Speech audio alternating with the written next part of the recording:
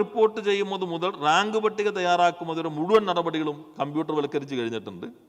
PSC ആസ്ഥാന ഓഫീസിലും വിവിധ ജില്ലകളിലും ഓൺലൈൻ പരീക്ഷാ കേന്ദ്രങ്ങൾ സ്ഥാപിച്ചിട്ടുണ്ട്. നിയമന ശുപാർശ കൂടി ഇനി കമ്പ്യൂട്ടർവൽക്കരിക്കാനാണ് നോക്കുന്നത്.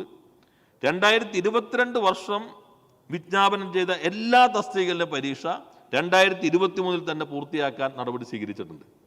പിന്നെ യൂണിഫോം ഫോഴ്സിൻ്റെ ഒരു പ്രത്യേകത റാങ്ക് ലിസ്റ്റ് ഒരു വർഷത്തേക്കുള്ളൂ. അപ്പം അതാത് സമയത്ത് തന്നെ അതാത് വർഷത്തിൽ തന്നെ അതിൻ്റെ തെരഞ്ഞെടുപ്പ് പൂർത്തീകരിക്കുന്ന രീതിയും ഇപ്പോൾ നടപ്പിലാക്കി കഴിഞ്ഞിട്ടുണ്ട്.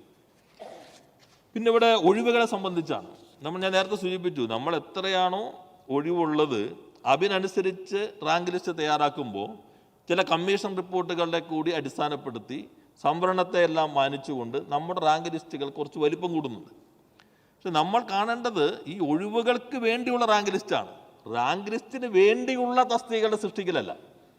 സ്വാഭാവികമായിട്ട് റാങ്ക് ലിസ്റ്റ് വല്ലാതെ കഷ്ടപ്പെട്ട് പഠിച്ച് ബുദ്ധിമുട്ടി ഒരു ഇടം കിട്ടിക്കഴിഞ്ഞാൽ ആ റാങ്ക് ലിസ്റ്റിൽ നിന്ന് നിയമനം കിട്ടണമെന്ന ഒരു വികാരം അത് കഠിനമായി അധ്വാനിച്ചിട്ടാണല്ലോ ഉള്ളത്.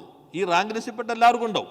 അത് നമ്മൾ ചുരുക്കി കാണേണ്ടതില്ല. പക്ഷെ നമ്മൾ കാണേണ്ടത് എത്ര ഒഴിവാണുള്ളത് ആ ഒഴിവിന് ആനുപാതികമായിട്ടാണ് നമുക്ക് ആളുകൾ റിക്രൂട്ട് ചെയ്യാൻ കഴിയുള്ളൂ.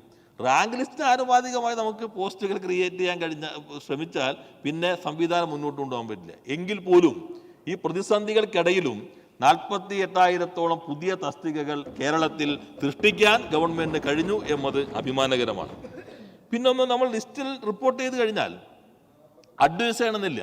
ആ കാലാവധിക്കകത്ത് റിപ്പോർട്ട് ചെയ്യുന്ന എല്ലാ ഒഴിവുകളും ആ ലിസ്റ്റിൽ നിന്ന് തന്നെ എടുക്കാൻ പറ്റുള്ളൂ. പിന്നെ അടുത്ത ലിസ്റ്റിൽ നിന്ന് എടുക്കാൻ പറ്റില്ല. ഇപ്പം ഈ മാസം തീരുമ്പോൾ ലിസ്റ്റ് ഉണ്ടെങ്കിൽ ഇന്ന് വരെയുള്ള എല്ലാ ഒഴിവുകളും അതിൽ നിന്ന് തന്നെ എടുക്കാൻ കഴിയുള്ളൂ. ഒഴിവിനനുസരിച്ച് ആനുപാതികമായിട്ട് റാങ്ക് ലിസ്റ്റ് പ്രസിദ്ധപ്പെടുത്തുകയാണെങ്കിൽ ഈ ഉദ്യോഗാർത്ഥികൾ ഇത്രമാത്രം കഷ്ടപ്പെട്ട് പഠിച്ച് കാത്തിരിക്കേണ്ട ഒരു ആവശ്യം വരുന്നില്ല. മറ്റൊന്ന് CPO റാങ്ക് ലിസ്റ്റ് ഇപ്പോൾ 2453 പേരോളം റാങ്ക് ലിസ്റ്റിൽ 422 പേരെ മാത്രമേ ഇപ്പം നിയമിച്ചുള്ളൂ. അവരെല്ലാം പ്രതീക്ഷിച്ച് 4 വർഷത്തോളമായി കാത്തിരിക്കുകയാണ്. അപ്പോൾ ഈ ഒരു ഉദ്യോഗാർത്ഥികളെ ഇത്രമാത്രം കഷ്ടപ്പെട്ട് അനിശ്ചിതത്വം മാറ്റുന്നത് ഗുണം ചെയ്യില്ലേ അത്തരത്തിൽ തീരുമാനം എടുത്തു കഴിഞ്ഞാൽ?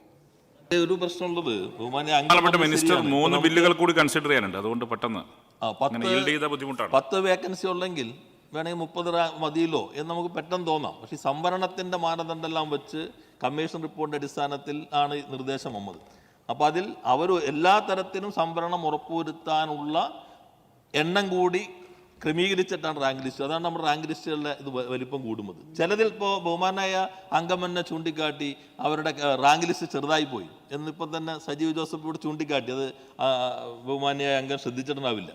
അപ്പം അത് നിയമപരമായിട്ടാണ് ചെയ്തുകൊണ്ടിരിക്കുന്നത്. പിന്നെ ഒഴിവുകൾ എല്ലാം തന്നെ കൃത്യമായി റിപ്പോർട്ട് ചെയ്യുന്നുണ്ട്. അങ്ങ് പറഞ്ഞത് ശരിയാണ്. അതിനകത്ത് ഒരു സംവിധാനമുണ്ട് എന്ന് മാത്രമല്ല, ബഹുമാനപ്പെട്ട മുഖ്യമന്ത്രി തന്നെ അത് സംബന്ധിച്ച് യോഗം വിളിച്ചു ചേർത്തിരുന്നു. അദ്ദേഹം തന്നെ സഭയിൽ പറഞ്ഞിട്ടുണ്ട്, ഒഴിവുകൾ റിപ്പോർട്ട് ചെയ്യാതിരുന്നാൽ ഉത്തരവാദിത്വമുള്ള ആ ചുമതലപ്പെട്ട ഉദ്യോഗസ്ഥർക്കെതിരെ നടപടി സ്വീകരിക്കാനുള്ള വ്യവസ്ഥ കൂടി ഈ സർക്കാർ ഏർപ്പെടുത്തിയിട്ടുണ്ട് എന്ന കാര്യം കൂടി ഞാൻ ഈ സഭയുടെ ശ്രദ്ധയിൽപ്പെടുത്തുകയാണ്. മറ്റ് കാര്യങ്ങളിലേക്ക് പോകുന്നില്ല. ഇവിടെ താൽക്കാലികമായി വരുന്ന നിയമനങ്ങളെല്ലാം ഞാൻ നേരത്തെ സൂചിപ്പിച്ചു, എംപ്ലോയ്മെൻറ്റ് എക്സ്ചേഞ്ച് വഴിയാണ്.